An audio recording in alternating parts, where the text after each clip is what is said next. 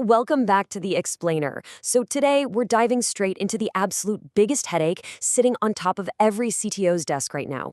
I mean, billions of dollars are being poured into enterprise AI, yet so many companies are just completely paralyzed by one single question. Let's cut through all the noise and build a real actionable framework. Because, let's be honest, we've moved way past the should we use AI debate. The real challenge now, figuring out which AI actually fits the way your teams already work. Which brings us directly to the elephant in the room. What is the single best AI chatbot for business? It's the exact question you're probably getting pressured to answer by your board, your teams, and your peers. Literally, everyone is talking about ChatGPT, Claude, Gemini, and Microsoft Copilot like they're totally interchangeable tools. Like they're just racehorses on a track, right? And you just need to pick the fastest one to win. Well, spoiler alert, there isn't one. I really want to shatter this myth of the ultimate winner right out of the gate. Choosing the best AI for your business is absolutely not about picking a winner in a vacuum. It is really about matching a tool-specific strengths to your existing tech stack, your incredibly strict security requirements, and the actual day-to-day workflows your teams are executing. Okay, let's break this down. Section 1, the ecosystem natives. We're talking about embedded productivity here. So, when we look at heavyweights like Microsoft Copilot and Google Gemini, context is literally everything. These assistants live right where the work is already happening. Imagine you're drafting a proposal. If your company runs on Microsoft 365, Copilot natively pulls data from, say, yesterday's Teams meeting and your Outlook history, so you aren't just staring at a blank page. On the flip side, if your teams live and breathe in Google Workspace, Gemini lets them seamlessly summarize threads right there inside Docs and Meet without ever needing to switch tabs. And the crucial takeaway here is exactly this. The distinction isn't really about which model is smarter. It's all about where the assistant sits.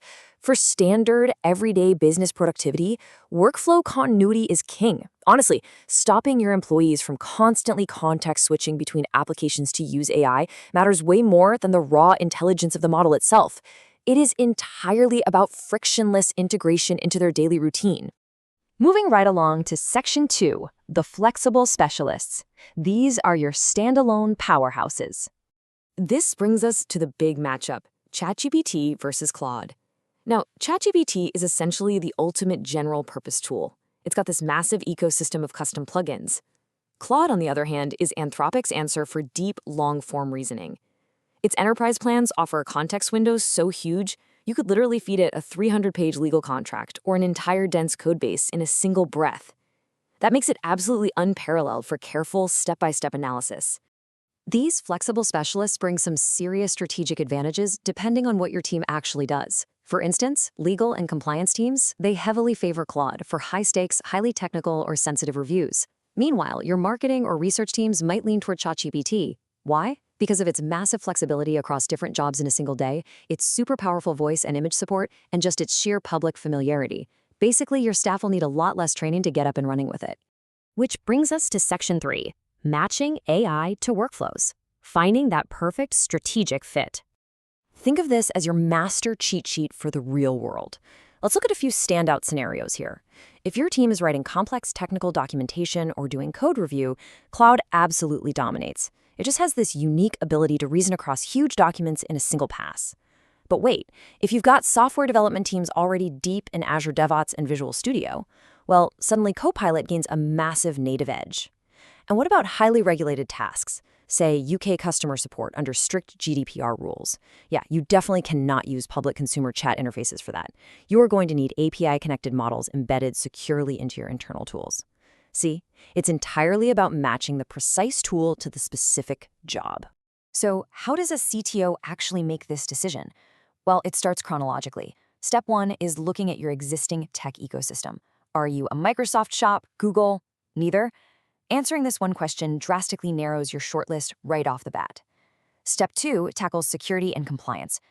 Verifying single sign-on, audit logs, data residency. Then we hit Step 3, which is an absolute deal breaker. Data governance. You have to confirm in writing that your proprietary data is not being used to train their public models. Finally, Step 4 looks at integration. Do you need custom engineering to talk to your CRM, or does the AI have native connectors ready to go? Continuing down that framework, Step 5 maps the AI directly to your team's daily workflows, while Step 6 evaluates the raw technical capabilities, like those massive context windows we talked about earlier. But pay very, very close attention to Step 7, cost and licensing. Enterprise AI pricing often blends flat seat-based licensing with highly unpredictable usage-based billing. You absolutely must model your expected consumption, or those costs, they can scale wildly out of control. Rounding out through customization and scalability, we hit Step 10, AI governance.